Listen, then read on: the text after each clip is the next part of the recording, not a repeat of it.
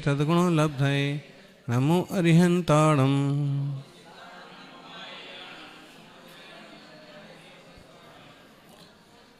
हाँ, अपन देखेंगे छठा अध्याय। आज कौन से अध्याय पर चर्चा होगी? छठे अध्याय में आश्रव की चर्चा है। मूलतः तत्वार्थ सूत्र का ये छोटा अध्याय है। इससे छोटा अध्याय 8वां है, जिसमें 26 सूत्र हैं और इसमें कितने हैं? 27 सूत्र हैं। तो हम कह सकते हैं सबसे छोटा अध्याय है, लेकिन इसका विस्तार काफ़ी है। सबसे पहले तो जीव का व्याख्यान किया और अजीव का व्याख्यान 5वें अध्याय में कर दिया। अब आश्रव तत्व, आश्रव के 2 विभाग बना दिए, एक तो अशुभाश्रव, दूसरा शुभाश्रव, या फिर एक सामान्य आश्रव, दूसरा पुण्याश्रव।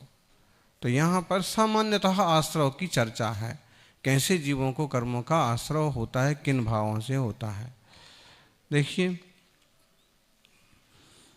अर्थ षष्ठोध्याय। सबसे पहले तो योग का लक्षण, योग किसे कहते हैं? योगों से आश्रव होता है। कहा है? वांग मनः कर्म योगः।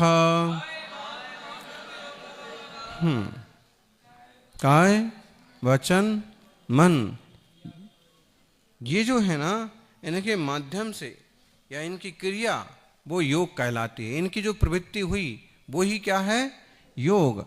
यूं जतीति योगः, आत्मा इन योगों के माध्यम से कर्मों से जुड़ता है, इसलिए ये योग हैं।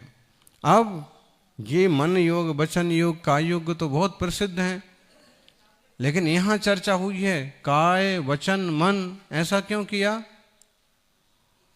काय को पहले क्यों लिया? क्योंकि दुनिया में सबसे ज्यादा जीव राशि कौन सी है? काय वाली। एक इंद्रिय गो दिया, उनको वचन भी नहीं है, मन भी नहीं है, लेकिन काय तो है। फिर लिया है वचन, क्योंकि काय से कम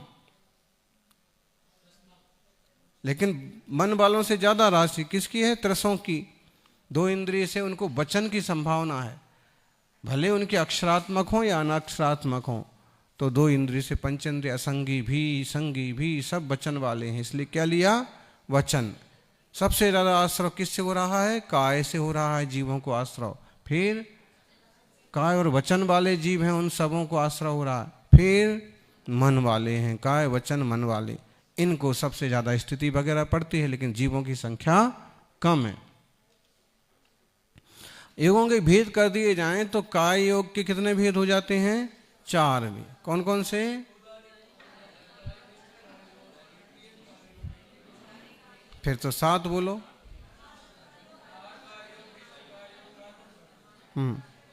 काय योग के कितने भेद हो गए? 7। कौन कौन से?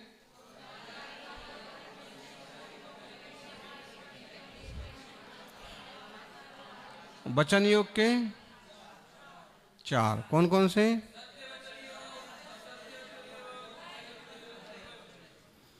मनोयोग के 4। कौन कौन से?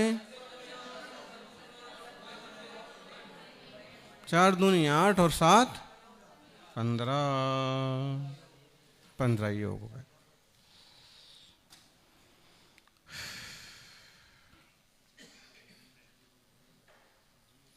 अब इनकी चर्चा करते रहो। इनके माध्यम से आत्मा प्रदेशों में परिस्पंद होता है। स आश्रवाः, उस परिस्पंद के माध्यम से जो नए नए कर्म आ गए, उसी का नाम ही आश्रव है। शुभा पुण्यस्य शुभा पापस्य। जो मन वचन काय की सुप्रवृत्ति है वो क्या है? पुण्य के लिए है, पुण्य के कारण है, शुभ योग है, शुभाश्रव है। और जो अशुभ प्रवृत्ति है वो क्या है? पापाश्रव है, अशुभ के लिए है। अब इसमें भी किनको है? सकसाय कसायो सांप्राय केरिया पथयो। ये आश्रव के 2 भेद मोटे। फिर से आश्रव 2 तरह का, एक तो सकसाय, दूसरा अकसाय। सकसाय वालों को जो होता है वो सांप्रायिक आश्रव कहलाता है। कौन सा कहलाता है? सांप्रायिक आश्रव। और अकसाय जिनकी कसाएं खत्म हो गई उनको जो होता है वो कौन सा कहलाता है? इर्यापथाश्रव कहलाता है। सकसाय, कसाया, सांप्रायिक, इर्या, वहा। अब आप इसका हिसाब लगाते रहो। 10वें गुण स्थान तक कसाय संभव है, सूक्ष्म सांप्राय क्यों ना हो, तो सब कौन सा आश्रव कहलाएगा तब तक? सांप्रायिक आश्रव। असांप्रायिक है और फिर आगे वालों को इर्यापथ आश्रव संभव है।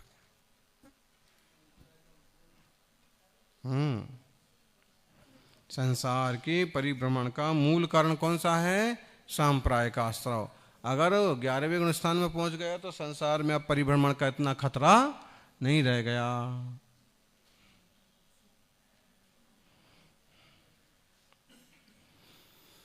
देखो तो योग और कसाय का कार्य क्या है? योग का कार्य क्या है? निमंत्रण देना। और कसाय का कार्य क्या है? बांधना, बंधन करना।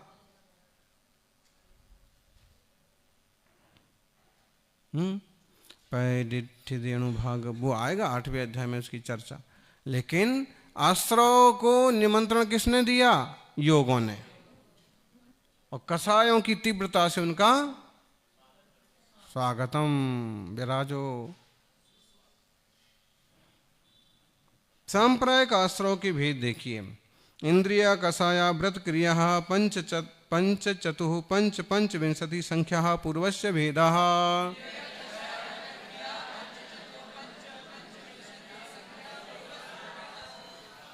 एक साथ बोलो।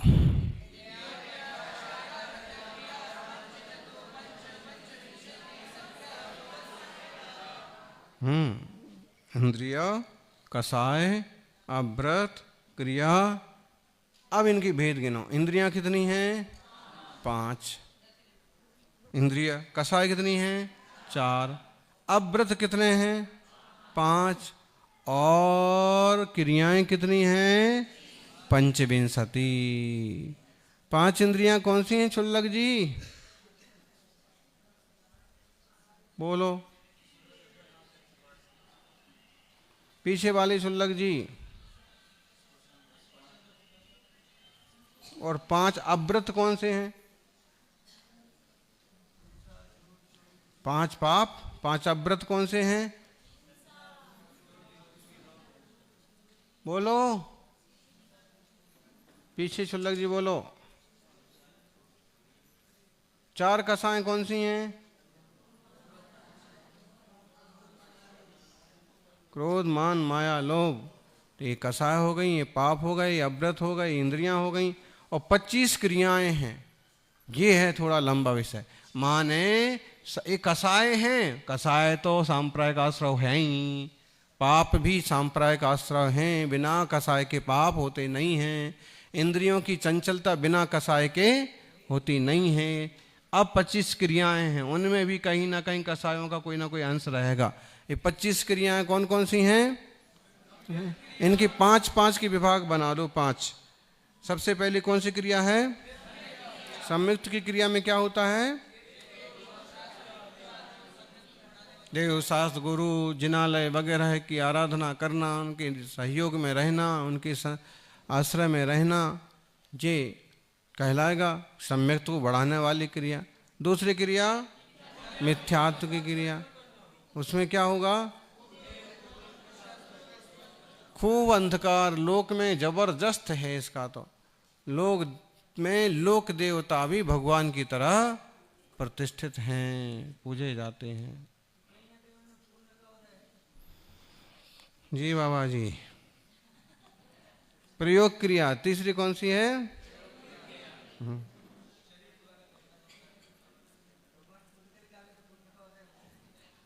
अरे सब चीज है। यश का उदय हो सकता है, या जीवन में ऐसा कोई अच्छा काम तो अच्छा ही किया है। मान लीजिए कि जैसे दया पाली, जैसे अहिंसा पाली, रक्षा की, तो बस लोग इतने से इसको लेकर के और पिल पड़ते हैं उनके ऊपर भक्ति की। खुद का अपना आत्मा का स्वभाव ही भूल गए, तत्व का निर्णय ही नहीं है। ठीक है वो जीव होंगे, देव पर्याय में भी चले गए होंगे, लेकिन इससे तुम्हारी आत्मा का क्या भला होगा। अभी आए थे जैसे गोविंद सिंह टोडासरा, कांग्रेस के अध्यक्ष राजस्थान के हैं। अब फिर उन्होंने एक परिचय दिया, अमुक जगह भी जाना है तो जल्दी जाना है, तो दर्शन करने का भाव था। तो यहाँ पर 5-7 विधायक थे, वो थे।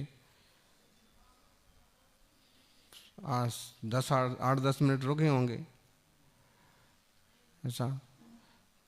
अब आगे की है, अब आगे वहाँ जाना है। तो अब लोक में जो लोक देवता प्रचलित हैं उनके भी तो अब है, उनने भी उनने किया होगा। लेकिन अब इसके हिसाब से तो 2 नंबर पर लागू होगा ये। 3 नंबर की क्रिया कौन सी है? प्रयोग क्रिया। प्रयोग क्रिया में क्या होता है? गमनागमन में किसी न किसी तरह की कसाय, किसी न किसी कोई प्रवृत्ति होती है तो ही गमनागमन होता है। समाधान क्रिया है तो कोई संयमी, लेकिन अविरत के सम्मुख होना, ऐसी प्रवृत्ति करना, अविरत की तरफ झुकना, अविरतियों में मजा लेना, वैसे संयोग जुटा लेना। फिर 4थी 5वीं ईर्यापथ क्रिया। ईर्यापथ क्रिया में क्या होता है?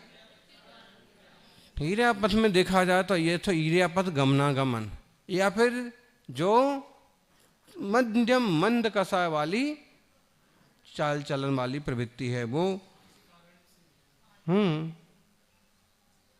ईर्यापथ की कारणभूत क्रिया। फिर आगे 6ठी प्रादोष की। प्रादोष की क्रिया दूसरों पर दोषारोपण करना, गुस्सा में, ईर्ष्या में दूसरों पर ब्लेम करना, चाहे उस पर हो चाहे ना हो। फिर आगे काय की क्रिया, दुष्ट भाव पूर्वक शरीर की उल्टी सुलटी चेष्टा करना, काय की क्रिया है। और फिर आगे 8वीं की आधिकरण की क्रिया। आधिकरण की क्रिया में क्या होता है? हिंसा के साधनों को देना, बेचना। लोग कोई क्या बोले, अब हमें सुगंध 10वीं व्रत के उद्यापन में हम सबको चाकू बांटेंगे, सब्जी बनाने वाले ऐसे भी करते हैं। अब तो ऐसी कोई चीज दो जो सबके काम में आए, तो सबके काम में क्या आएगा? झाड़ू। तो सबके काम की लायक चीज तो दो, लेकिन वो ऐसी दो कि आपकी चीज से कोई हिंसा वगैरह का प्रयोग ना हो। हैं फिर कई लोग वो है द्रव्य रखने की डिब्बी दे देंगे, चांदी के कलश अभिषेक के निमित्त से दे देंगे। फिर वो बात है बढ़िया बना हुआ अष्टद्रव्य की सामग्री वाला सेट दे देंगे, सामग्री दे देंगे। तो ऐसा भी कुछ हो सकता है। हाँ हाँ, आपने तो नहीं दिया ना, कहीं नहीं दिया ना। हाँ, इसलिए आपके ऊपर भी नहीं लगा है। तो ये हो गए, वही से बहुत सारे हो सकते हैं। पारिताप की क्रिया में क्या होता है? दूसरों को दुख उत्पन्न करने का कैसा भी उपक्रम करते रहना। और आगे कौन सी? 10वीं प्राणातिपात की क्रिया। आंखें फोड़ देना, इंद्रियां बिगाड़ देना, हिंसा करना, ये सब क्या है? प्राणातिपात की क्रिया। 11 नंबर की दर्शन क्रिया। दर्शन क्रिया मतलब आश्रव तो तभी होगा, सांप्रदायिक आश्रव, जब राग बस देखे जाएंगे। कई लोग होते हैं बार बार देखते रहते हैं, बार बार देखते रहते हैं। क्या देख रहे हैं?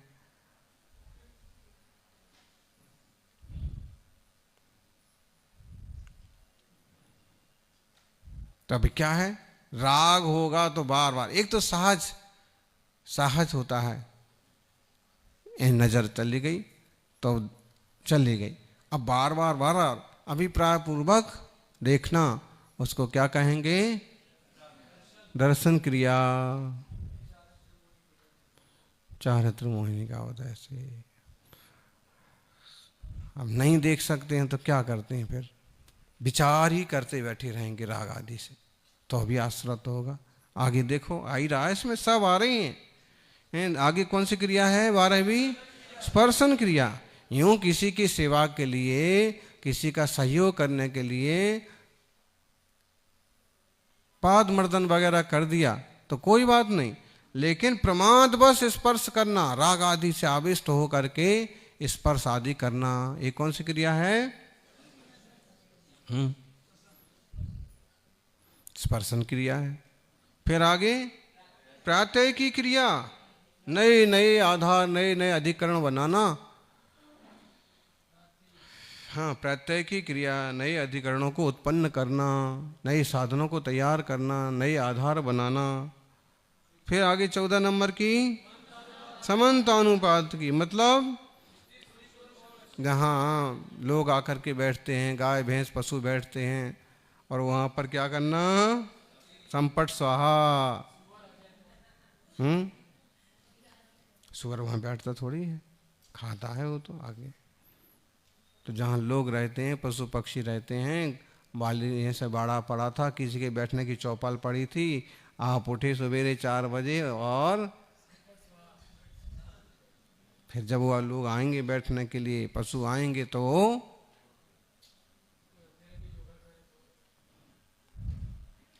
देखो ये कितना बड़ी, बोले ये क्रिया भी गलत है। आप पहले निरीक्षण करो, पहले विवेक से शुद्धि वगैरह करो। फिर आगे कौन सी क्रिया है?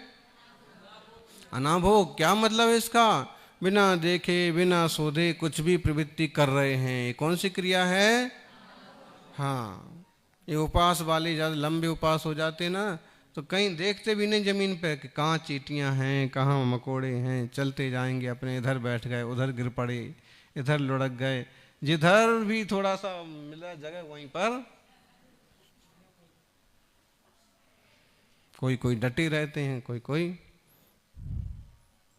ये भी बहुत होता है, बिना देखे सोधे और कहीं भी पटक देना। फिर आगे कौन सी है?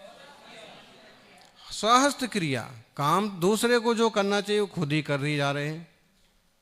देखो मौका है और खतरा वाली चीज़ है, या किसी का बड़ा नुकसान होता है तो भले वो काम आप कर दो, लेकिन जो काम आपका नहीं है वो काम आपको नहीं करना चाहिए। जैसे खूब धूल इकट्ठी हो गई तो छुल लगने या झाड़ू उठाई और चालू हो गए,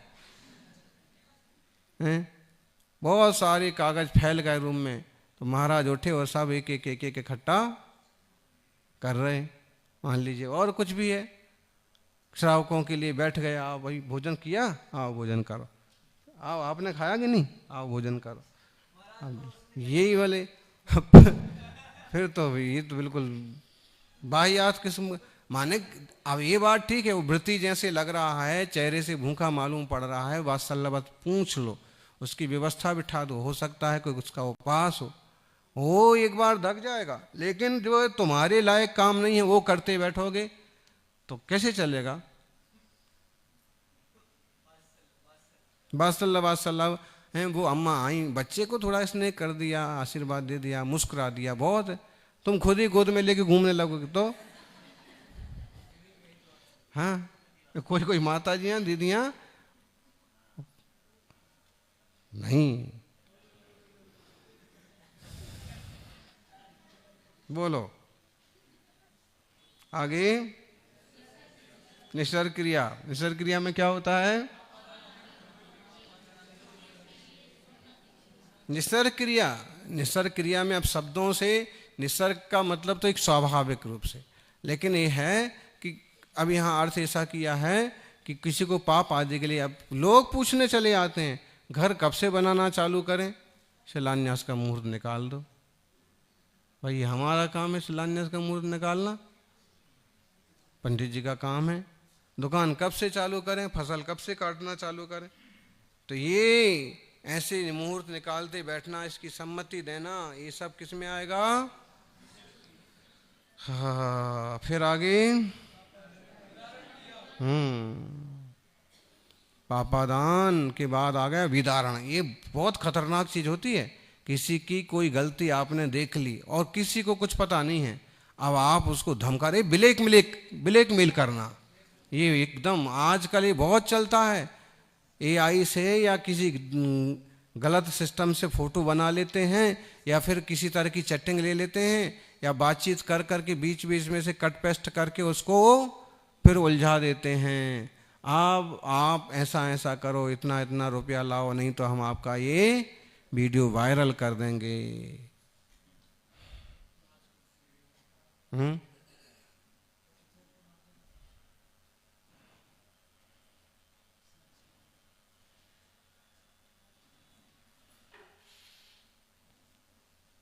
कट पेस्ट कर देते हैं। आप प्रवचन में कह तो कुछ अच्छा ही अच्छा रहे थे, लेकिन कोई विरोधियों को आप नहीं जमते हैं, या कोई आपको विरोधी समझ के बैठे हैं। हम आपकी नज़र में तो कोई विरोधी नहीं है, सब ठीक ही हैं, जीव हैं, सब अपने हिसाब से जी रहे, मर रहे, काम कर रहे। लेकिन कोई कोई आपको ही समझ लीजिए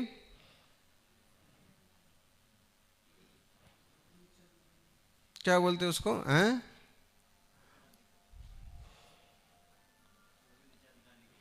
कुछ भी आप प्रभावना करने के लिए, नीचा दिखाने के लिए, ऊंचा दिखाने के लिए आप उसमें से कट कट कट कट कर करे कि कट पेस्ट करके और सब ऐसा बना दिया, कुछ भी प्रवचन ऐसा बोलते हैं लोग।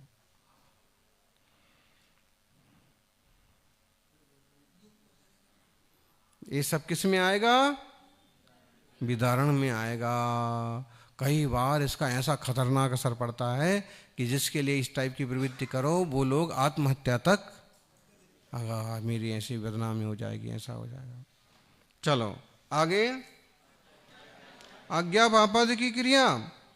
आज्ञा व्यापाद की क्रिया में खुद तो शास्त्र की आज्ञा का पालन नहीं कर रहे हैं, मनमानी प्रवृत्ति कर रहे हैं। सामायिक तो हमारी 24 घंटे है, बोले अलग से क्या करना दोपहर को।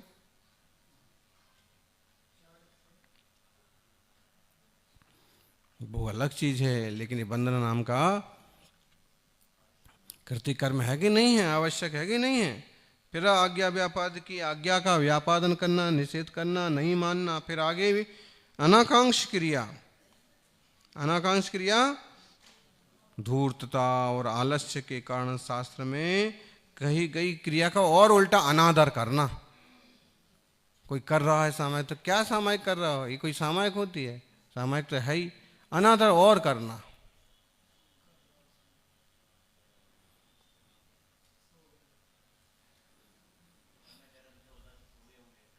हाँ, मजाक टाइप से। देखो, तंद्रा नहीं आना चाहिए, सबसे अच्छी बात। आ गई तो वो खुद संभलें, आप उनका मजाक मत बनाओ कि सो गए होंगे, वो तो उनका तो क्या है। अभी सामायिक में महाराज जी तो अंदर गए, बोले 12 बजे से 3 बजे तक, तो सो गए होंगे। और सोने का थोड़ी टाइम है।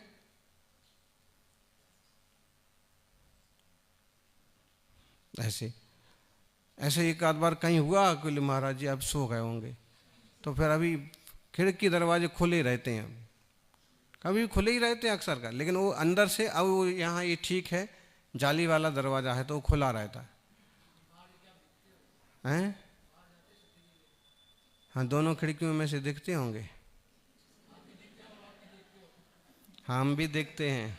क्या क्या समझते हो आप लोग? तुम ही देखते हो?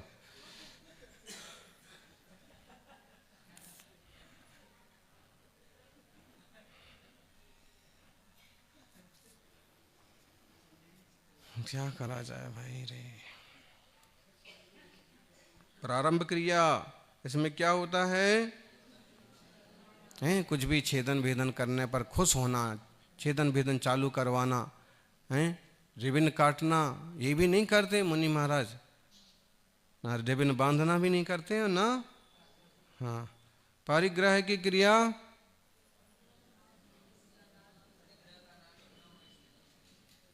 पारिग्रह की करने मतलब संग्रह करने की ही चिंता लगी रहना, ये मिट ना जाए, नष्ट ना हो जाए, चोरी ना हो जाए।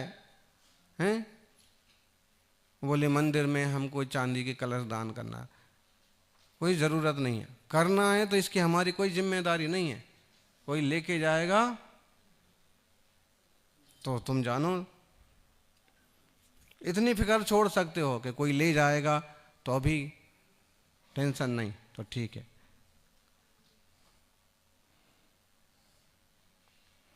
माया क्रिया, ज्ञान दर्शन चारित्र आदि के संबंध में छल कपट करना, कहना कुछ है कुछ, दिखावा कुछ करना, वैसे चाहे श्रद्धा हो चाहे नहीं हो।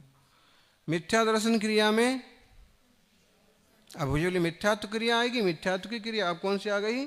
मिथ्या दर्शन क्रिया। कौन सी? इसमें क्या होता है? हाँ, मिथ्या दर्शन आदि में कोई लगा है उसको और कहना बहुत बढ़िया, करते रहो आप तो बालाजी की यात्रा करते रहो, लाला जी की यात्रा, श्याम जी की, राम जी की। अब कल पूछ रहे थे ना वो प्रश्न, भंडारे करना पड़ते हैं। हाँ, जिस भूमिका में हो, जिस झंझट में हो, तो उसके लायक प्रवृत्ति तो करना पड़ेगी। हमसे काय को पूछते हो? हमसे क्यों अनुमोदन करवाते? बस आप प्रवृत्ति करना पड़ती है, थोड़ी समझदारी और बढ़ाओ कि हम ये प्रवृत्ति लोक व्यवहार की दृष्टि से कर रहे हैं। दया धत्ती, लोक व्यवहार। चलो, अब प्रत्याख्यान क्रिया में क्या होता है? संयम का घात करने वाली क्रिया होता है। फिजूल में मोबाइल लेके बैठ गए, मोबाइल पर देखते बैठ गए, उल्टे सुल्टी चीज़ें दिखें तो अपना ही दिमाग खराब हो गया। संयम में ही विकल्प आने लगे, विकार आने लगे हैं। ज़्यादा लोगों की तरफ देख रहे तो उनकी मौज मस्ती, मनोरंजन देख करके यार ये तो इतना मौज मस्ती कर रहा है, अपन तो ऐसे उपास किए जा रहे हैं, महाराज ज़बरदस्ती उपास करवा देते हैं, ये तो 3-3 बार खा रहा है। अब पर्यूषण है तो अभी कई लोग सुबह नाश्ता को भी पहुंच जाते हैं, दोपहर को भोजन को भी पहुंच जाते हैं, और हम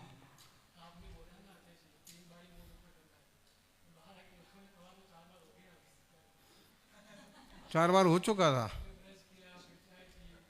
हाँ बताइए क्या इलाज है? तो अब ऐसा है कि ज़्यादा असंयमी टाइप के लोगों की उसमें रहेंगे तो आपको भी अप्रत्याख्यान की क्रिया हो जाएगी और आप भी कुछ ना कुछ असंयम की तरफ झुकने लगेंगे। ये सब आश्रव के कारण हैं। इंद्रियां, कसाय, अव्रत क्रियाएं, इनमें अब इन सब आश्रवों में विशेषता कैसे आती है? ये सूत्र खास है। बहुत लोगों के प्रश्न होते हैं इसके आजू बाजू में। तीव्र मंद ज्ञाता ज्ञात भावाधिकरण वीर्य विशेषेभ्य तद विशेषाः।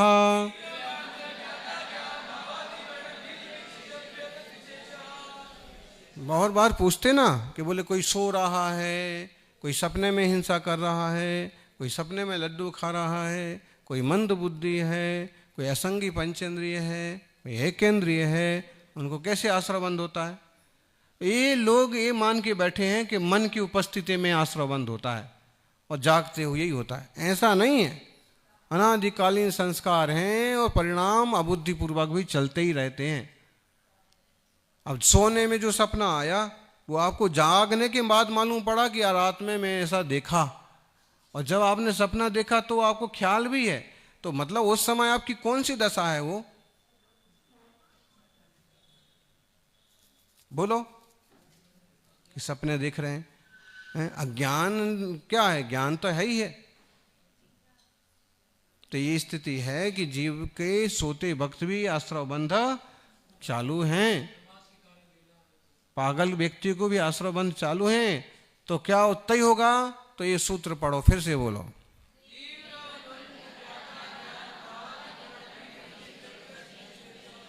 तीव्र भाव, जितने तीव्र भाव से किया, चाहे पुण्य चाहे पाप, वैसे आश्रय होगा। फिर मंद भाव, जितने मंद भाव से किया, मंदता हैं? माँ बच्चे को तमाचा मारती है, तीव्र भाव से मारती कि मंद भाव से? गुस्सा ऐसे दिखाएगी, स्पीड ऐसे दिखाएगी, और पास जाते जाते वो धीरे से पड़ता है। फिर तो तीव्र भाव, मंद भाव।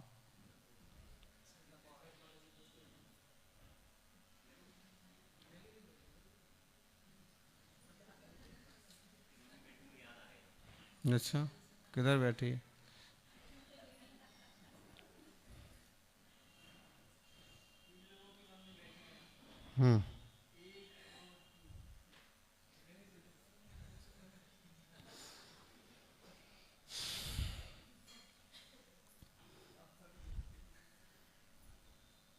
आपकी को भी बुला लेते, पर्यूषण अच्छे से होते आनंद से। हाँ, उनकी साधना भी होती है। अरे उनकी तो बात ही मत करो, उनकी तो बात ही मत करो भाई। अब तो ये समझो वो तो बैरागी जीव हैं। तीव्र मंद ज्ञाता ज्ञात भावाधिकरण वीर विशेषेभ्यस तद विशेषा। ऐसे होता है तीव्र भाव, मंद भाव, ज्ञात भाव, अज्ञात भाव, अधिकरण। और सब अधिकरण कैसा है, आधार कैसा है, इसको कहते हैं किसके आधार से पुण्य पाप कर रहे, तुरंत हिसाब किताब बन जाता है। अगर देवशास्त्र गुरु की आसाधना रूप प्रवृत्तियां कर रहे ना, वो कहीं ना कहीं दूसरे चौथे रोज ही निकल पड़ता है। वीर्य विशेष, किस पावर से कर रहे हो और आप किस टाइप की शक्ति वाले हैं, इस तरह से आश्रव बंध में विशेषता पड़ती है। किसके आधार से कर रहे, अधिकरण कौन है। आप एक सामान्य आदमी को गालियां दे दें कोई फर्क नहीं पड़ेगा, लेकिन एक पुलिस इंस्पेक्टर को गालियां दे दी तो आधार क्या है, ये इंस्पेक्टर है।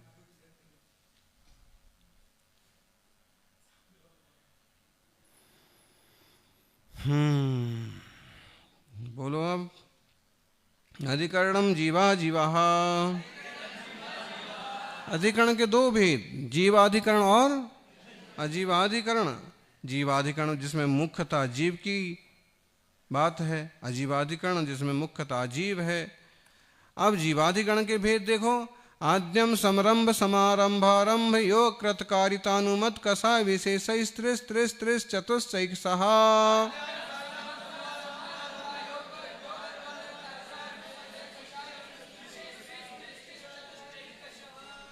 ये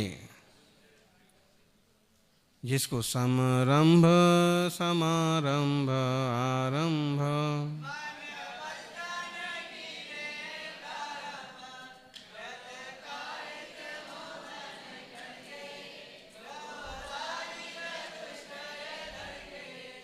ये हो गए वो ही 108 हो गए। मन वचन काय कृत कार्यतन मुदना समरंभ समारंभ आरंभ और क्रोध मान माया लोभ, ये सब मिला दो, इनके भंग बना दो, 108 तरह के पाप हो जाते हैं। ये जीवाधिकरण के भेद हैं, मूलतः जीव के आश्रय से होते हैं, सब जीव में ही ये भावनाएं उठती हैं। अब अजीवाधिकरण में निर्वर्तना निक्षेप संयोग निसर्गा द्वि चतुर्द्वि त्रिभेदा यथाक्रमम भेदा परम।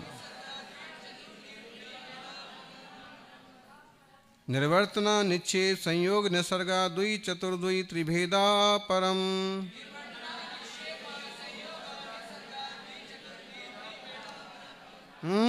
निर्वर्तना रचना, दो प्रकार की रचना, निक्षेप 4, संयोग 2, निसर्ग 3, ये सब अजीवाधिकरण के भेद। निर्वर्तना रचना, दो प्रकार की रचना, मूल गुण निर्वर्तना और उत्तर गुण निवर्तना। मूल गुण निवर्तना मतलब इंद्रियां वगैरह बना रहे हैं, प्राण वगैरह बना रहे हैं, ये सा। अब उत्तर गुण निवर्तना काष्ठ कर्म, पुष्ट कर्म, शैल कर्म, चित्र कर्म वगैरह, ये हो गई। फिर इसके बाद क्या आया, निर्वर्तना के बाद निक्षेप। वो निक्षेप नहीं लेना है, यहां दूसरे तरह के निक्षेप। निक्षेप का मतलब यहां रखना, तो अप्रत्यवेक्षित पहला कौन सा है, अप्रत्यवेक्षित निक्षेपाधिकरण, दूसरा दुष्प्रमिष्ट निक्षेपाधिकरण, तीसरा सहस्थित निक्षेपाधिकरण, चौथा अनाभोग निक्षेपाधिकरण। ये 4 हो गए हैं। कैसे, अप्रत्यवेक्षित, देखा नहीं और पटक के भागे। दूसरा दुष्प्रमिष्ट निक्षेपाधिकरण, मानो देख तो लिया लेकिन शोधा नहीं, मार्जन नहीं किया और भागे पटक के रख के। सहसा निक्षेपाधिकरण, शीघ्रतापूर्वक, स्कूल से बच्चा आया, उसने देखा ना शोधा, स्कूल का बैग घर के बाहर से ही भीतर सोफा पर फेंका और खेल के मैदान में भागे। फिर अनाभोग निक्षेपाधिकरण, बिना सोधे, बिना देखे, बिना मार्जन किए प्रवृत्ति करना, ऐसे इनके भेद हो जाते हैं। उसके बाद किसका आया? संयोग। कितने प्रकार का संयोग? 2 प्रकार का। कौन कौन सा? भक्त पान संयोग, भोजन पानी की चीजें आपस में मिलाना, ठंडी गरम,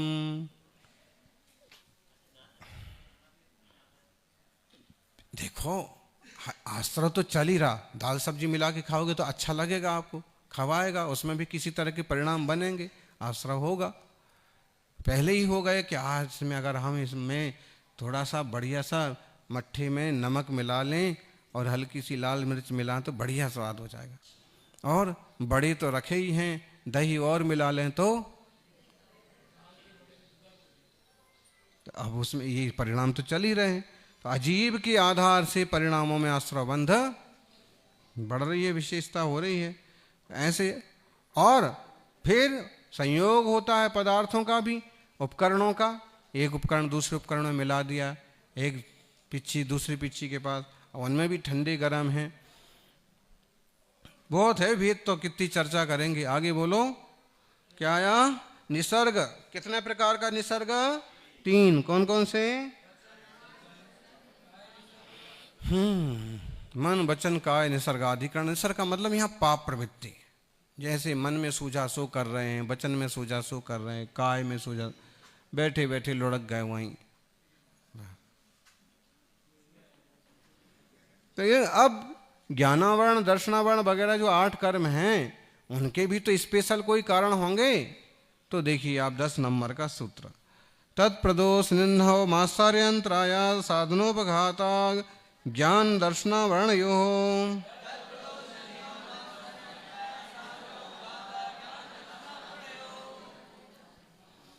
ज्ञान और दर्शन, ये आवरण 2 प्रकार के हैं, ज्ञानावरण और दर्शनावरण। इसमें इनके आश्रय के कारण है मूलतः प्रदोष, निन्नव, माश्चर्य, अंतराय, आसाधना और उपघात। इस तरह की प्रवृत्तियां जब हम करते हैं तो इस तरह का ज्ञान का, दर्शन का आवरण पड़ता है। सबसे पहले प्रदोष किसे कहते हैं?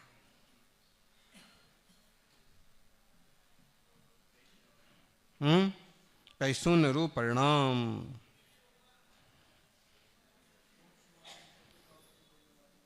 प्रदोष रूप परिणाम किसी के प्रति ईर्ष्या का, द्वेष का भाव पैदा हो रहा है। वो क्या तत्व का व्याख्यान करते हैं जो हम करते हैं, उन्हें क्या आता है? प्रदोष रूप भाव हो रहे हैं।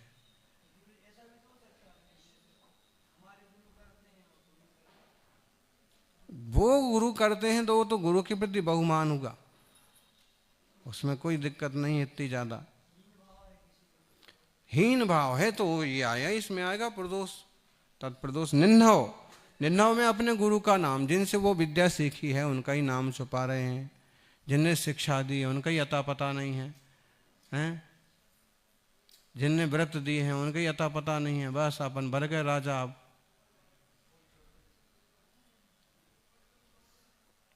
तो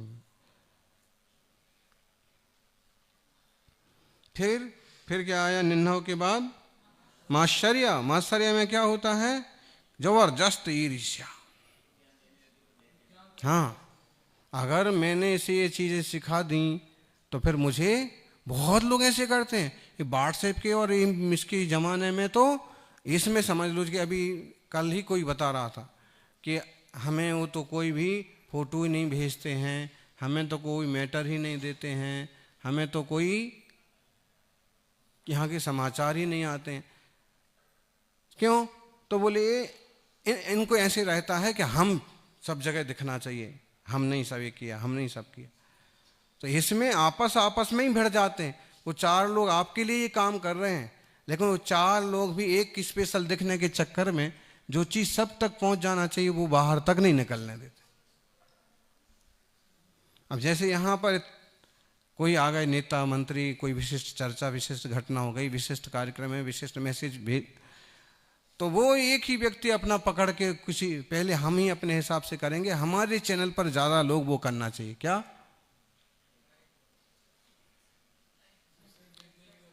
हाँ, इस टाइप से सोचते हैं। तो अब इसमें कितना जबरदस्त वो चल रहा है मात्सर्य का भाव।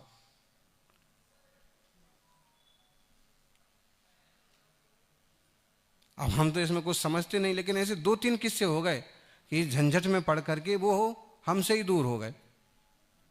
महाराज जी तो कुछ बोलते नहीं हैं, कभी डांटते नहीं हैं। अब हम इसमें समझते नहीं हैं कि इसमें तुमको फायदा क्या हो रहा। भाई धर्म का या तत्व का प्रचार प्रसार करना है, अपने आनंद से करो और एक दूसरे का सहयोग करो। चलो, फिर तत्प्रदोष निंदा मात्सर्य, फिर उसके बाद अंतराय। अंतराय में क्या करना? उसकी किताबें उठा के फेंक देना, उसका मोबाइल की वायर चुरा लेना, उसकी बैटरी, उसका कुछ ना कुछ उठापटक देना नहीं, सहयोग नहीं करना, स्टैंड तोड़ देना, कुछ भी कर करा करके और अंतराय बनना। फिर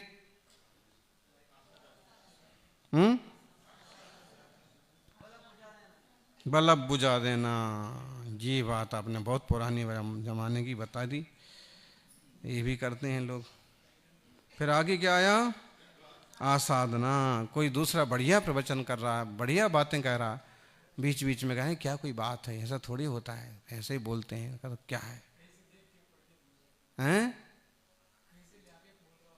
हाँ, ये तो कहीं से ला करके बोल रहे हैं, पढ़ रहे हैं, ठीक है। तो फिर अब उपघात में क्या होता है?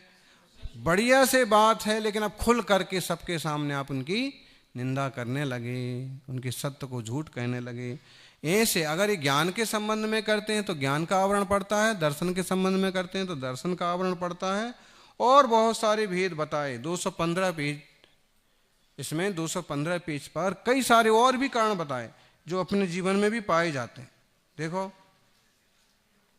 पढ़ो। प्रशस्त ज्ञान की विनय ना करना।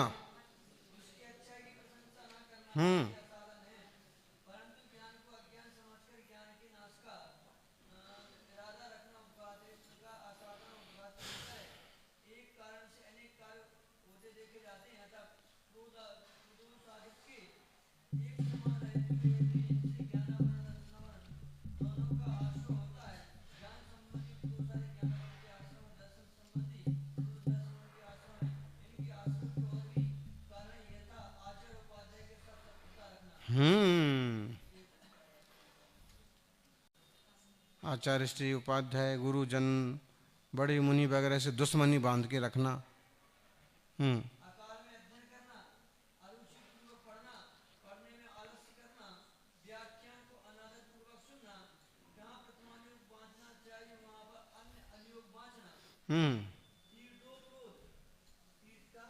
उपरोध करना।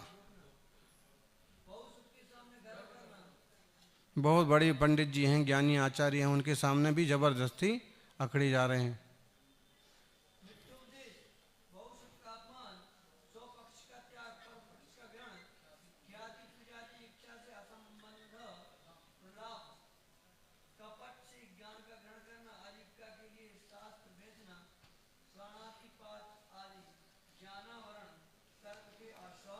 ऐसे ऐसे दर्शनावरण के। अब कहते हैं दुख शोक तापा क्रंदन बध परिदेव नान्यात्म परो भय स्थानान्य सद विद्यस्य।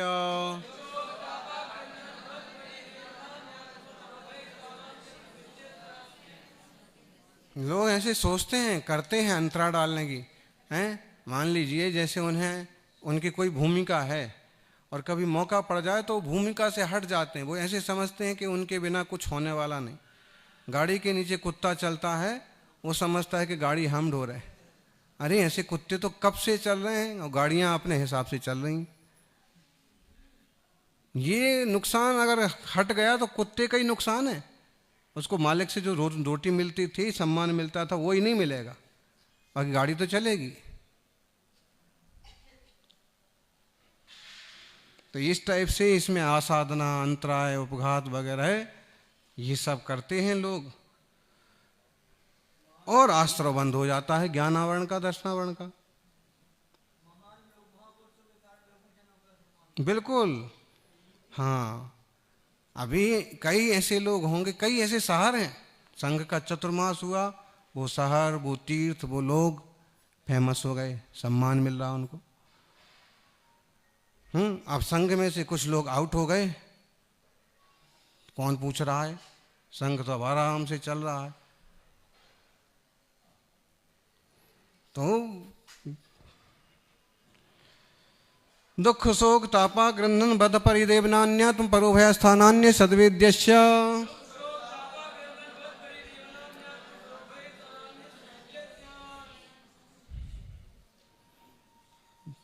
देखिए, दुख शोक असादा वेदनी कैसे बंध जाता है। दुख शोक ताप आक्रंदन बध परिदेवन ऐसे कर रहे हैं, दुख कर रहे हैं। दुख किसे कहते हैं? कोई तकलीफ आ पड़ना, परेशान हो जाना, दुखी होना, वो दुख है। फिर परिदेवन किसे कहते हैं?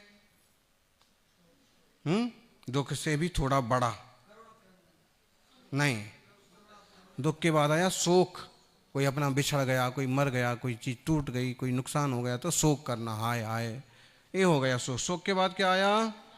ताप। ताप मतलब जैसे अपमान वगैरह होगा, बड़ा संताप होता है। कोई झूठी अब बात कर दे, हैं महाराज को तो उनके यहाँ को जाना था, महाराज को तो ऐसा ही करना था, तो वो त्यागी वृत्ति हैं। खैर वो अपने को संभाल लेते हैं, लेकिन बड़ा कि यार ठीक ढंग से अपन कर रहे, सबको संभाल के ले रहे, फिर भी ऐसे करते हैं। ताप के बाद दुख सुख तापक आक्रंदन। आक्रंदन, आक्रंदन मतलब रोने लगना, हाय हाय करना, जोर जोर से, लुट गया, ये मिट गया, अपमान हो गया। और छुप कर नहीं, खुलकर। और फिर परिदेवन में तो ऐसे रोना, हाय हाय छाती पीट करके कि देखने सुनने वाले भी, वो भी रोने लग जाएंगे, यार क्या दुख आ पड़ा इन पर। ऐसा ऐसे नहीं करना चाहिए, रोना नहीं चाहिए। ये आसाता वेदनी के आश्रय के कारण हैं। दया करुणा हो, लेकिन रोना धोना नहीं। तो आसाता वेदनी और सारी बातें हैं कि दूसरों की निंदा करना, पिसुनता, अदया, ये सब इसमें तत्वार्थ राजवार्तिक से भी कुछ कारण जो अकलंक स्वामी ने दिए हैं वो दिए हैं। आगे चलिए, साता वेदनीय का कैसे आश्रय बंद होता है? भूत वृत्त्यनुकंपादान सराग संयमादि योगा क्षांति शौचमिति सद्वेद्यस्य।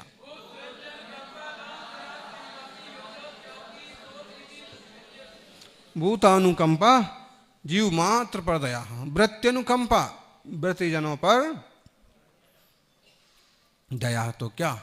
वृत्तिजनों का उपकार करना, सेवा करना, फिर दान करना, रुपया पैसा, आपके पास जो कुछ चीज़ें हैं परोपकार में लगाना, सहयोग करना, वैयावृत्ति करना, दान। फिर सराग संयम, विवेक पूर्वक नियम व्रत का पालन करना, सराग संयम आदि योगा। शांति, शांति, शांति किसे कहते हैं? शांति, क्षमा से मिले हुए शांति के परिणाम शांति कहलाते। शांति, हाँ, क्रोधादि दोष नहीं होना, क्षमा आदि से सहित शांत परिणाम शांति, क्रोधादि दोष नहीं होना। तो इससे क्या होगा? साता का आश्रय बंद होगा। अपने जितने शालीन रहोगे आपको साती साता बनती रहेगी। कोई कितनी असाता का वातावरण बनाए, लेकिन आप इस टाइप से मस्त रहते हो, ऐसी प्रवृत्तियां हैं, तो आपको कोई दिक्कत होने वाली नहीं है।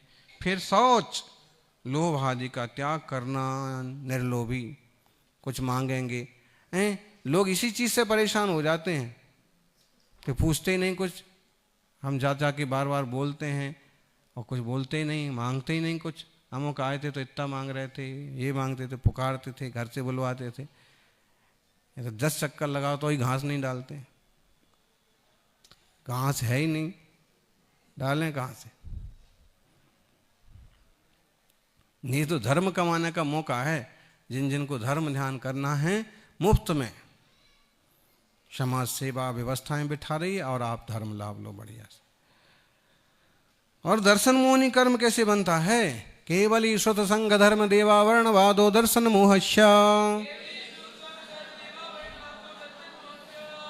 एक सूत्र में केवली का वर्णवाद, श्रुत का वर्णवाद, संग का वर्णवाद, देव का वर्णवाद, इनका अवर्णवाद करने से दर्शन मोहिनी का आश्रवण होता है। संघ का वर्णवाद, ये चतुर्विध संघ, मुनि संघ ऐसे होते हैं। मुनि बूढ़े बूढ़े कोई मुनि होते हैं? कुछ भी गुण कोई दोष बना के मान लो, मेरा है तेरा है, ये बात कही। इसलिए संघ में बुजुर्ग साधु होना ही चाहिए।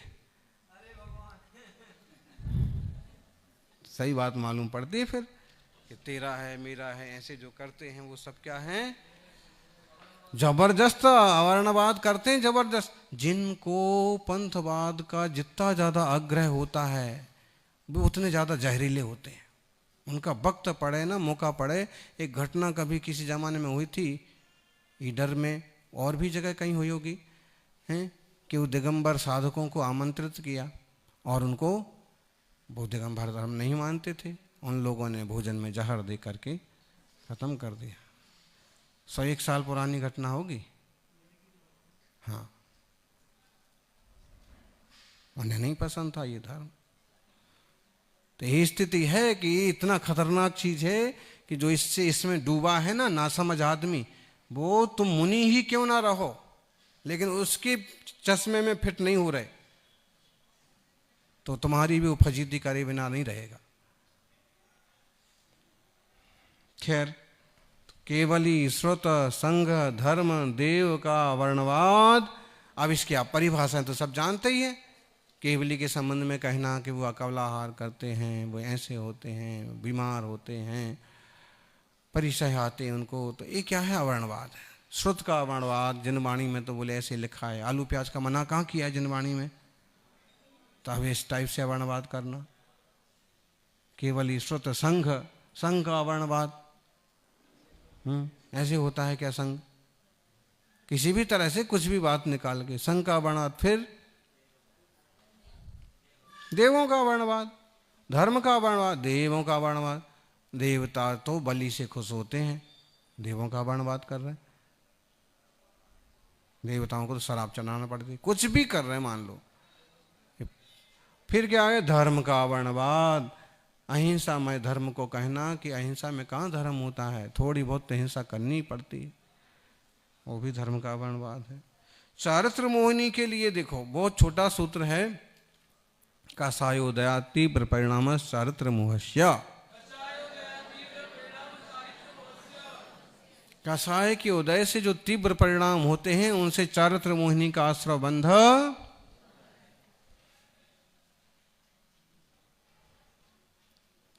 है ना। अब जिस तरह की कसाय है वैसे आपको आश्रय बंध होगा। कसाय कितनी है? 4 कसाय भी हैं, उनकी भेद कर दो 16 हो गए, 9 कसाय भी हैं। जिस तरह की प्रवृत्ति हो रही है आपकी, उस तरह का आश्रय बंध होता रहेगा। इसमें काफी विस्तार से लिखा भी है 220 पेज पर। नरक जाने के लिए क्या करना पड़ता है? कल एक छोटा सा बच्चा पूछ रहा था, और उसका मतलब ये होगा कि जीव नरक क्यों जाते हैं, कैसे जाते हैं। तो बहवारम परिग्रहतम नारकस्यायुषा। एक बच्चे भी बड़े, एक दिन और एक 3-1 साल का बच्चा कह रहा था मुझे भी भगवान बनना है। हाँ, मैं क्या करूं, मुझे भी भगवान बनना है। अब तो बड़े तो हो जाओ थोड़े, फिर बनना, समझ में आएगी जनवाणी, फिर बनना। तो बहुत आरंभ और बहुत परिग्रह करने वाले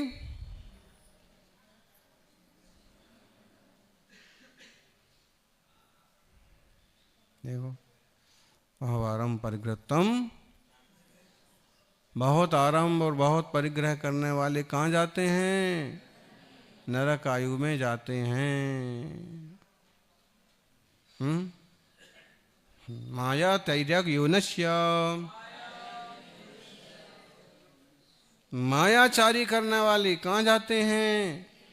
देखो अपने हाथ में है, कहाँ जाना है वैसी प्रवृत्ति करो। माया तैर्य ज्ञोनस्य, मायाचारी करी, छल कपट करी तो त्रिंच पर्याय तैयार।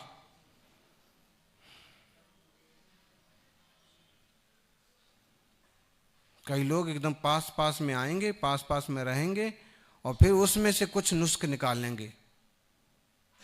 हम तो खुद आंखों देख के आए, हम तो उनके बिल्कुल पास में रह के देख के आए कि रात को वो 2 घंटे नहीं सोते, 6 घंटे सोते हैं। हम तो खुद जाके देख के आए। नैपकिन से पुछवा लेते हैं, हमने भी देखा है। बोले तेल भी लगवा लेते हैं। हाँ, भैयावृत्ति भी करवाते हैं। अब और कोई बड़ा पॉइंट मिल गया तो फिर तुम्हारी खैर नहीं। तो ये अतिसंधान प्रियता, बहुत ज्यादा मीठे जो हो ना, बहुत ज्यादा मीठा भी शुगर कर जाता है। अल्पारम परिग्रहत्वम मानुषस्य, अल्प आरंभ और परिग्रह, थोड़ा आरंभ थोड़ा परिग्रह। अब क्या करें, लोगों की दृष्टि तो देखो, वो जिसके पास जितना धातु संग्रह हो उसको उतना अच्छा समझते हैं। बोले इनके पास इतना है, इनके पास इतना, कितना 10 फैक्ट्री हैं, 20 फैक्ट्री हैं, ये है वो। हो श्रावकों की दृष्टि से ठीक है, कदाचित वो अपना व्यापार भी संभालते हों, धर्म ध्यान भी संभालते हों, लेकिन ये सब प्रशंसा की चीजें नहीं हैं। ज्यादा से ज्यादा उसका धर्म ध्यान प्रशंसनीय हो सकता है, परिग्रह तो प्रशंसनीय नहीं हो सकता है। इतनी फैक्ट्री हैं फिर भी रोज पड़गाहन को समय निकाल लेता है, पूजा कर लेता है, समझदारी रखता है, ये प्रशंसा हो सकती। नहीं तो बाह्वारम परिग्रहत्वम अल्पारम परिग्रहत्वम मानुषस्य, अल्प आरंभ हो, अल्प परिग्रह हो, स्वभाव मार्दवंशा और स्वभाव की मृदुता हो, इससे जीव मनुष्य आयु का पात्र बनता है। मृदु स्वभाव वाले, सरल स्वभावी होए ताकि घर बहू। हाँ, जो सरल स्वभावी होते हैं उनके घर बहू भी होती है और संपदा भी होती है।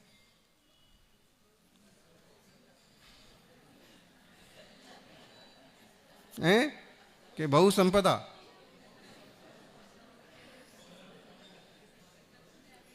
होते हैं सरल स्वभावी लोग, तो बिना खटकर्म के भी उनका घर चलता रहता, आराम से सब व्यवस्थाएं बैठती रहती हैं।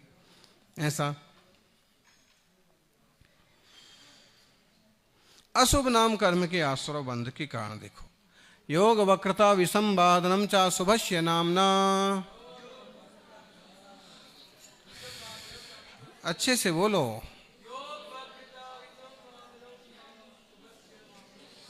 ये नहीं आया अभी, कौन से नंबर तक पहुंच गए? अच्छा, अब देखिए एक साथ सभी आयु का वो वाला सूत्र देखो, निश्चील व्रतत्वम च सर्वेषाम। बोले बिना शील व्रतों के तो किसी भी आयु में जा सकते हैं। शील व्रत ले लिए तो देवायु पक्की हो गई, लेकिन शील व्रत वगैरह नहीं है तो किसी भी आयु का बंध हो जाएगा। ऐसा अब देवायु में जाना है तो क्या करना पड़ेगा? देव बनना है तो क्या करना पड़ेगा? सराग संयम संयमा संयमा काम नजरा बाल तपांसी दैवश्य।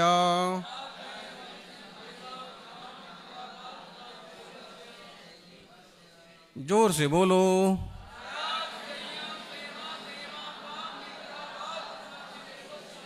हाँ, सराग संयम, सबसे पहले तो सराग संयम।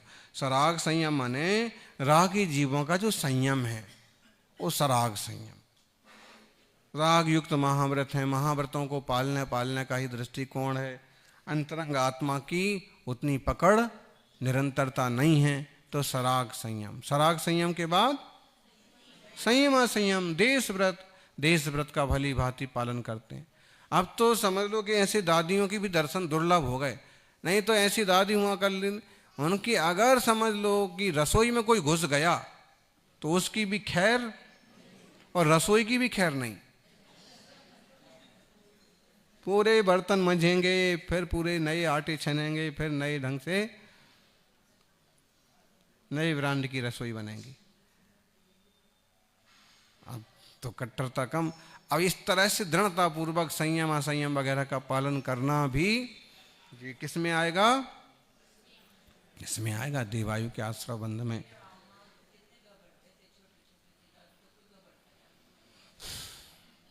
अब अम्मा घबरती है, किसी को प्रतिमा लेना है, व्रती बनना है, तो 10 बार बहू की तरफ देखते हैं, घर में बच्चे हैं, ये है वो है, फिर जाके कभी बहू अगर सही भाव से सहयोग करे तो व्रती बन पाते, वरना सराग संयम संयम संयम अकाम रजरा। अकाम रजरा मतलब अकाम रजरा है।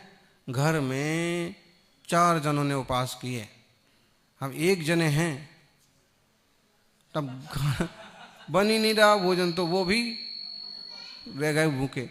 तो जिनने उपवास किया है तो वो तो खुशी खुशी कर रहे हैं, और जो ने बिना मन का कर रहा है वो तो कहता है कि आप अकाम निर्जरा। बहुत बार अकाम निर्जरा हो जाती। बहुत तरीके हैं इसके भी।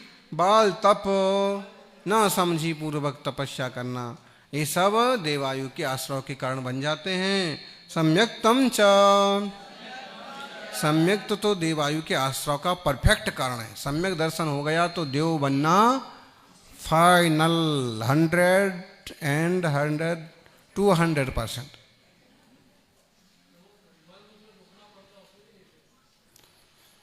उसमें तो बीमारी और हो जाती है।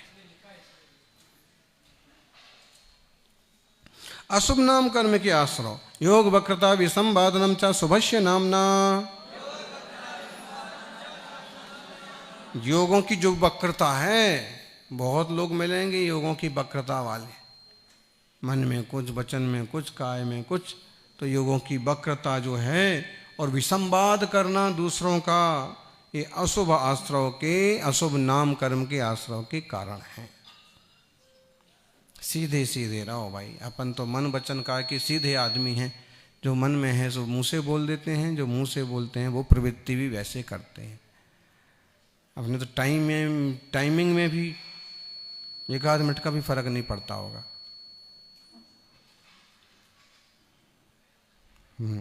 तो सीधी सच्ची प्रवृत्ति। योगों की वक्रता है, विसंवाद कर रहे तो क्या होगा? अशुभ नाम कर्म का तद विपरीतम शुभस्य। हाँ, बोले योगों की सरलता रखो, मन वचन काय सीधे सच्चे रखो, और विसंवाद मत करो। किसी की भी निंदा करने से फायदा क्या है? लेना देना क्या है? वो जैसा है, अच्छा है, बुरा है, टेढ़ा टापटा, जैसा भी है, अपने वो उसमें क्या लेना ना। आपसे संबंधित है तो आप उसे अपने स्तर से सुधारने की कोशिश करो। विसंवाद करने से क्या फायदा? संघ की निंदा करने से क्या फायदा?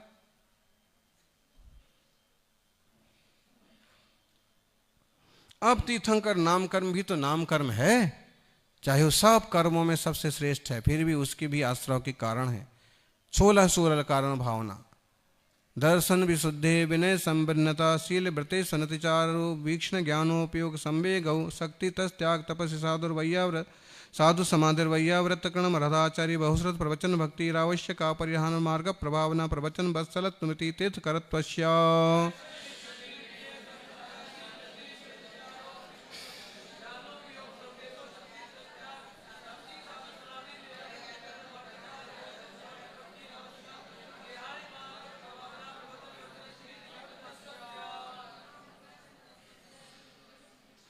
बहुत बढ़िया सूत्र है। 16 कारण भावनाएं इसमें हैं, एक साथ बोलो। दर्शन विशुद्धि विनय संपन्नता शील व्रते स्वनतिचारो भीक्षण ज्ञानोपयोग संवेगौ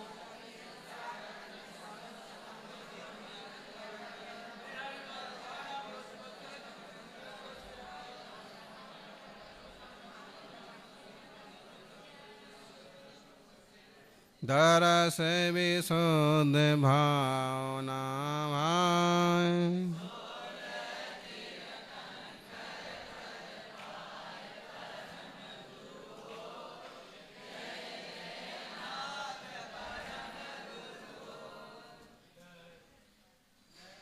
आया ध्यान में? दरस विशुद्ध भावना भाई कितनी? 16 कारण भावना जो भाता है वो परम गुरु हो जाता है। पहली भावना सम्यक दर्शन की विशुद्धि। पढ़मो समय समय शेषति अविरदादि चत्थारी तिथ्यर बंध पारम भया नरा केवली दुगमते। तीर्थंकर प्रकृति का बंध कौन करता है? प्रथमोपम समित को छोड़ करके 3 सम्यक्त वाला कोई इंसान केवली और श्रुत केवली के पाद मूल में, कर्म भूमिया मनुष्य, और सम्यक दर्शन हो सबसे पहले। फिर दूसरा विनय संपन्नता। अब इसकी खूब व्याख्या हो सकती है। 16 कारण में एक एक दिन एक एक प्रवचन होते रहे हैं, हम तो नहीं करे, लेकिन एक एक दिन एक एक प्रवचन हो सकता पूरा। अब सीधा समझो, विनय संपन्न विनय वाले बनना। तीसरा शील और व्रतों में दोष नहीं लगाना। चौथा निरंतर स्वाध्याय आदि में अभ्यास में चित्त लगाना। चौथा पांचवा संवेग, संसार से भयभीत रहना। छठा यथाशक्ति त्याग। आगे तब सातवां है यथाशक्ति तब, जितनी शक्ति उतनी करो, जरूरत से ज्यादा मत करो। हाँ नहीं करते आप तो बिल्कुल, आप तो शक्ति प्रमाण भी नहीं करते। खैर, फिर आठवां साधु समाधि। साधु माने साधु समाधि मतलब साधु की समाधि करा देना नहीं, साधु की समाधि बनी रहे, शांति बनी रहे, उन्हें विकल्प ना हो, ऐसा माहौल बनाना।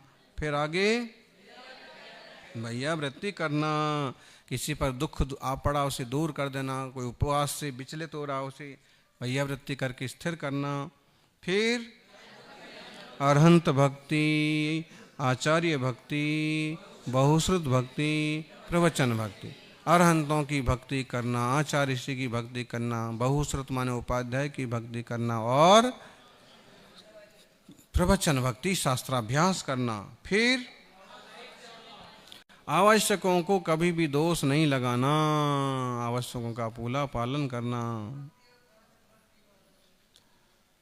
बहुश्रुत का मतलब बहु की भक्ति करना नहीं, बहुश्रुत, जो बहुत श्रुत वाले हैं, जिनने बहुत शास्त्रों का अभ्यास किया है, ऐसे उपाध्याय।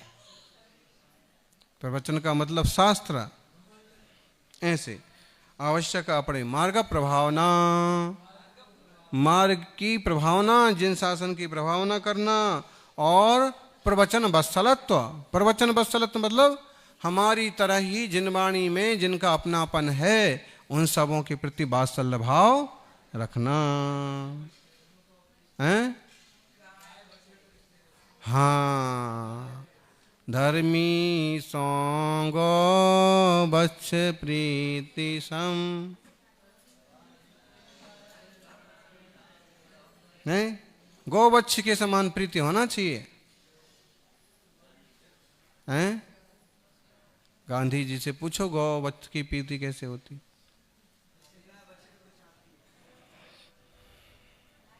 मतलब है कि पता है कि बछड़े से कुछ मिलने वाला नहीं है उसे, लेकिन फिर भी वात्सल्य भाव है, उसकी रक्षा है, जहां वो जाता उसके पीछे चल देती गाय।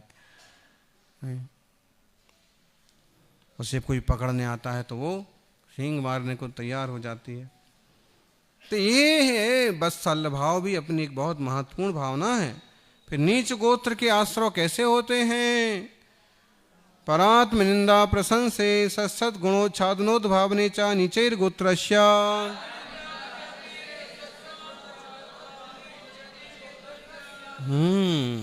पर आत्मनिंदा प्रशंसे सद्गुणोच्छादनोत भावने चा नीचैर गोत्रसा।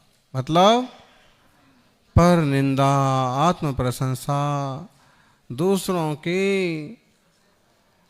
सद्गुणों का उच्छेदन करना, अपने असद्गुणों का प्रचार प्रसार करना, इससे क्या होता है?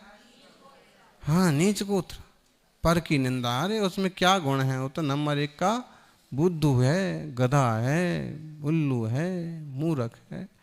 ऐसे अपने को पेश करना, ये सब तो मैंने किया था, मैंने ऐसे किया था। तो ये नीच गोत्र का आश्रय बंद हो जाएगा। फिर देखो और बहुत सारी चीजें हो सकती हैं। अहंकार करना, रूप का, बल का, ज्ञान का। सहज रहो, सरल रहो। आगे उच्च गोत्र कैसे बनता है? तद विपर्यो नीचर वृत्त सुको, तद विपर्यो नीचर वृत्त नुत्सेको चोत्तरस्य।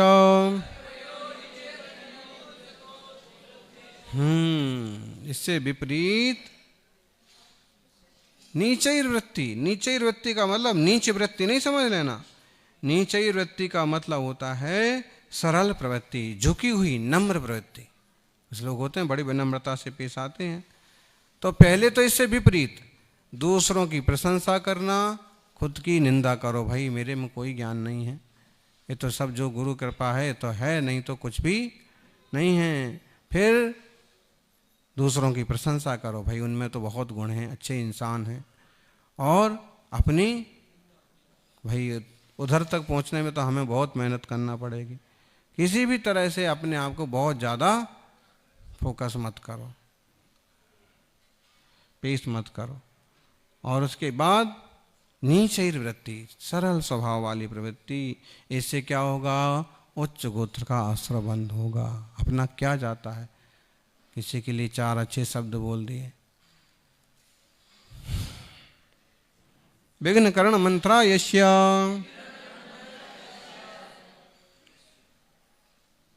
विघ्न करण, दूसरों को जितने विघ्न करते हैं ना, खुद को भी आश्रय बंध।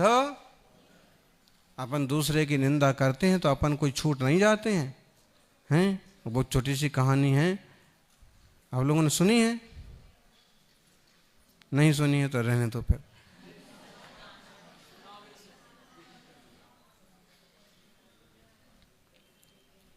एक गांव में 2 विद्वान आते हैं, सुनी है ना, प्रवचन करने के लिए। अब सेठ जी के, एक सेठ जी के यहाँ दोनों का भोजन होता है। तो सेठ जी ने कहा कि पहले आप स्नान कर लें और फिर भोजन की हम व्यवस्था करते हैं। तो एक बाथरूम था, एक जन अंदर गए, दूसरे बाहर रहे। उनने कहा कि ये तो जो है ना, ये नंबर 1 का बैल है, मेरे ही साथ पढ़ता था, गधा था एकदम, बैल। हाँ फिर भी क्या है, अभी हो गए पास, आ गए पंडित जी बन के। इतने में वो स्नान करके आ गए। जब ये स्नान को गए, उसको मौका मिला सेठ जी से बात करने का, तो उसने कहा कि क्या है, आपने इनको कहाँ से बुला लिया? नंबर 1 का गधा आदमी है, 17 नंबर से पास होता था।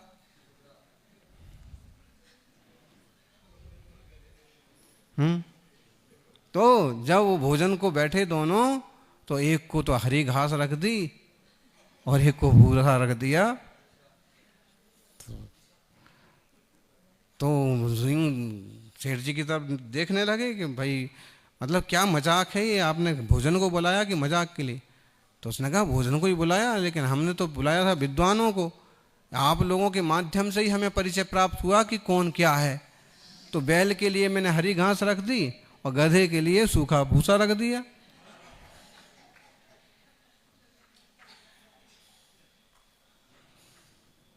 आदमी की वाणी से मालूम पड़ता है कि कौन कितने गहरे पानी में है। कई बार उम्र से आदमी बूढ़े हो जाते हैं, लेकिन उनमें वो सरलता, सौम्यता, उदारता नहीं आती है।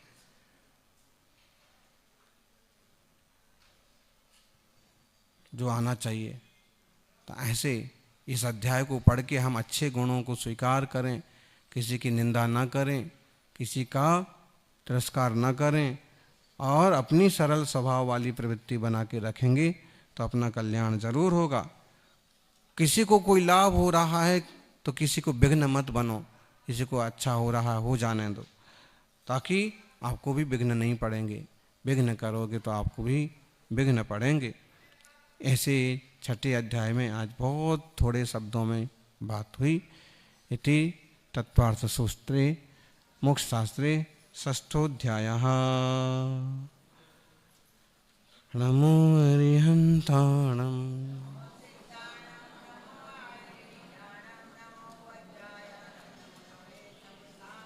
अथ प्राणिक स्वाध्याय निष्ठापन क्रियाएं पूर्वाचरण के मेहनत सकल कर्म क्षतम भाव पूजा वंदना स्तव समितम श्री श्रुत भक्ति का आवश्यकम करो में हम